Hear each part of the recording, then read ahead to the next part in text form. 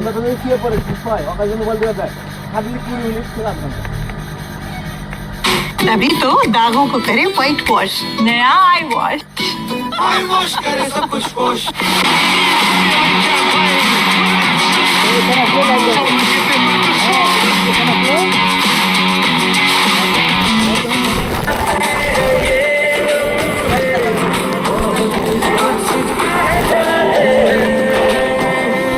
Awesome privacy के लिए Samsung Note Void Security क्योंकि डेटा सेंसिटिव होता है। Now introducing all new Galaxy A06 starting from rupees 26,999.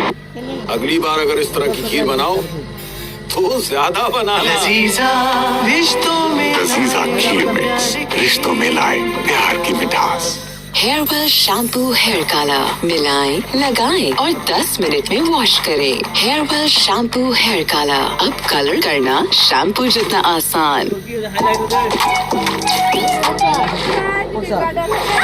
Now introducing all new Galaxy A06 starting from rupees 26,999. सीसा कुल्फा दूध में पकाया, ब्लेंड किया, फ्रीजर में जमाया। बहुत टेस्टी है। कहाँ से मंगवाया? घर में बनाया। सीसा कुल्फा घर में बनाए, प्यार जमाए।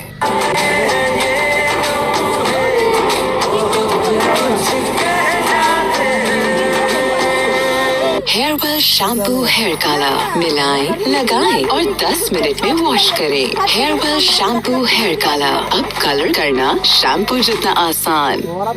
अगली बार अगर इस तरह की खीर बनाओ तो ज्यादा बनाना। लजीजा रिश्तों में लजीजा खीर मिक्स रिश्तों में लाए प्यार की मिठास। मेरा शॉट तो आ गया एकदम clear. Now introducing all new Galaxy A06 starting from rupees 26,999.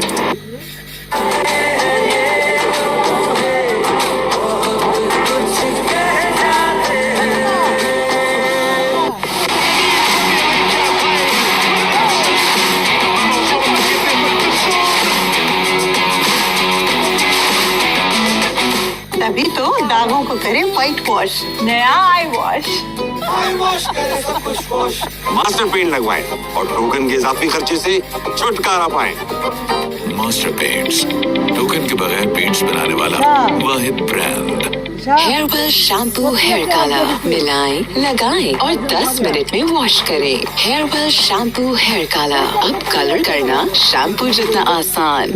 Lazeeza गाजर खीर 15 मिनट में हो तैयार। हर मौसम में अवेलेबल है यार। मजेदार लजीजा गाजर खीर। Now introducing all new Galaxy A06 starting from rupees 26,999.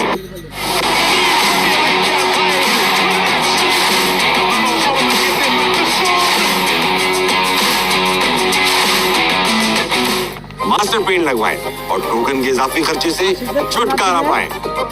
Master paints token के बगैर पेंट्स बनाने वाला वाहिद ब्रांड।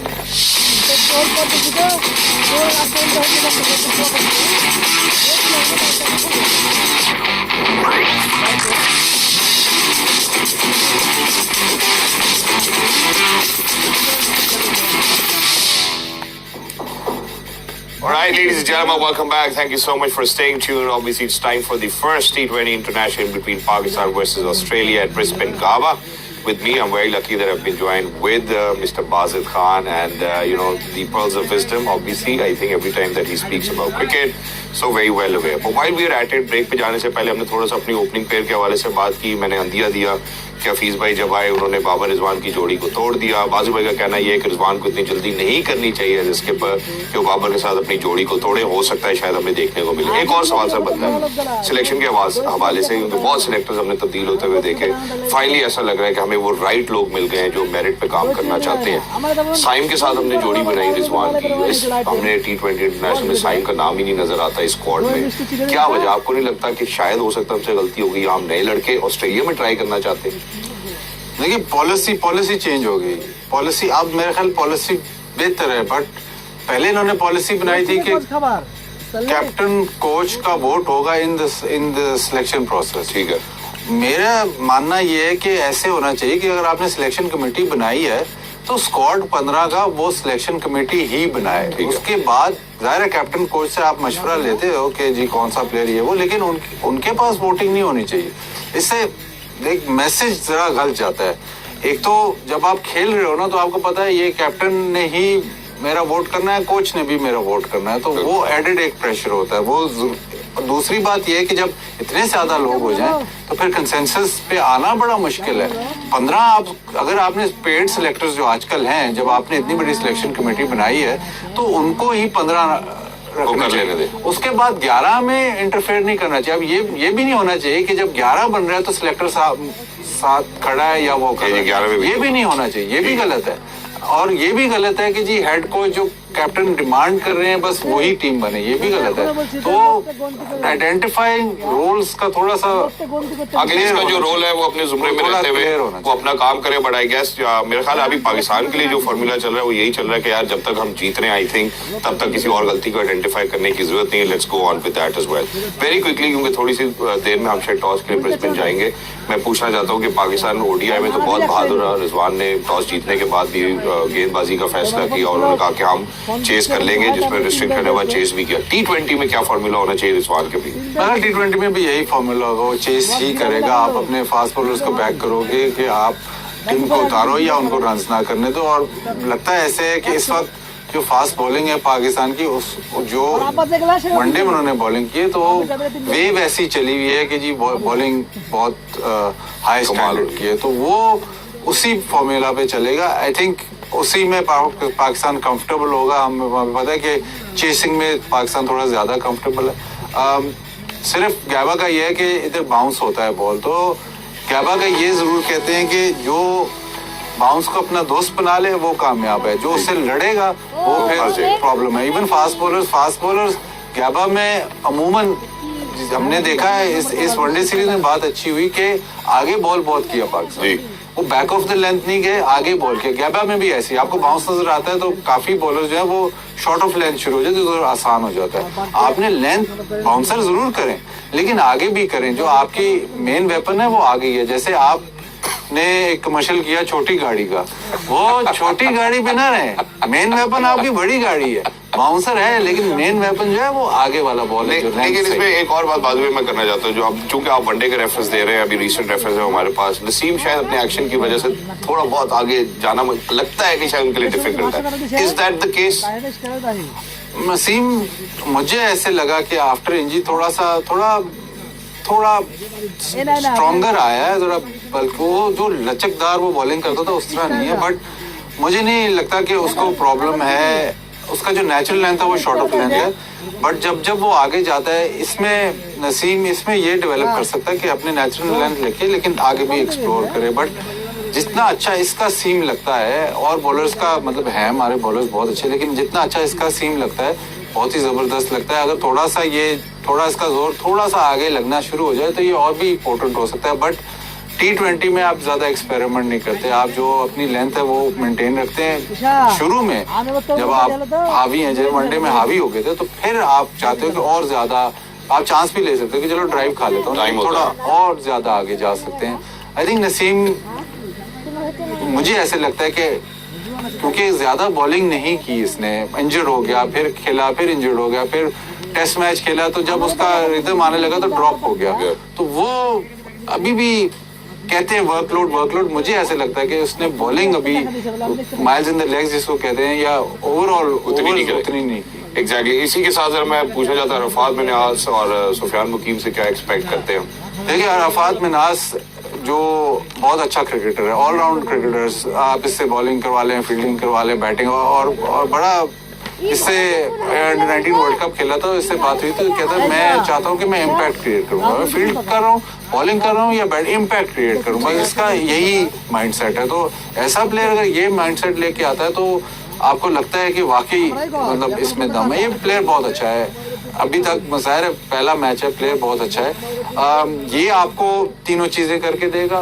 सुफियान मुकीम का ये है कि वो रिस्ट स्पिनर है, अगर आपने आउट एंड आउट स्पिनर खिलाना है तो वो बनता है, अगर आप ऑलराउंडर की तरफ देख रहे हैं तो फिर अरफात बनता है। अब पाकिस्तान का मसला यही रहा है नॉट नेसेसरली इन ऑस्ट्रेलिया में आपको याद हो तो हम वर्ल्ड कप में भी बहुत अच्छा खेले थे, न्यूजीलैंड को आपने हराया, साउथ अफ्रीका को हराया, तो वहाँ पे आपके फास्ट बॉलर्स या आपकी बैटिंग इतनी अच्छी थी कि वो आप मैच जीत जाते, तो वो बात स्पिनर तक आती नहीं थी। जब आप वापस सब कॉन्टिनेंट में आओगे या वापस फ्लैटर पिचेस पे आओगे तो आपको एक रेगुलर स्पिनर चाहिए। अब देखते हैं, आज मुझे ऐसे लगता है कि शायद ये अरफात मिनाज के साथ जाएं, but in the longer scheme of things आपको एक आउट एंड आउट स्पिनर चाहिए जैसे ज़ैम्पा है, जो मिडिल ओवर्स में आके आपको हेल्प करे, यानी कि 7वें के बाद से बेसिकली आपको हेल्प करे। इन एडिशन टू दिस, चूंकि हम बॉलिंग के हवाले से अब गुफ्तगू कर चुके हैं, मैं जरा बल्लेबाजी की जाने पे बढ़ना चाहता हूँ। हम टॉप ऑर्डर की बात कर चुके हैं, आपने बता दिया है कि यार इस पेयर को अभी नहीं, इतनी जल्दी नहीं टूटना चाहिए। वंडरफुल। अब चूंकि मुल्तान सुल्तान की बात आएगी, मोहम्मद रिजवान की बात कर रहे हैं हम, तो उस्मान खान की भी बात आएगी, फिर नंबर गेम आ जाता है कि कौन किस नंबर के ऊपर खेलेगा।